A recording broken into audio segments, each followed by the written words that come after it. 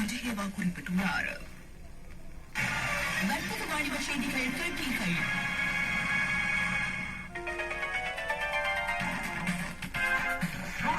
விளையாட்டுச் செய்திகள். ஏஷஸ் கண்ணா டெஸ்ட் தொடரின் இறுதி 5வது போட்டி இன்று ஆரம்பமாகியுள்ளது. ஆஸ்திரேலியா சிட்னியில் இடம்பெறும் இந்த போட்டியில் முதலில் இன்னிங்ஸுக்காக துடுப்படுத்தாடும் இங்கிலாந்து அணி சற்று முன்னர் வரை 3 விக்கெட் இழப்புக்கு 75 ஓட்டங்களை பெற்றுள்ளது. இந்த தொடரில் 3 போட்டிகளில் வெற்றி பெற்று ஆஸ்திரேலிய அணி தொடரில் 3-1 என்ற கணக்கில் முன்னிலையில் உள்ளது.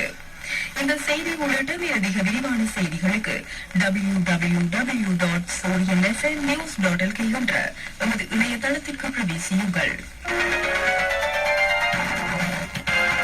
விளையாட்டுச் செய்திகள் கேட்டீர்கள். மீண்டும் தலைப்புச் செய்திகள்.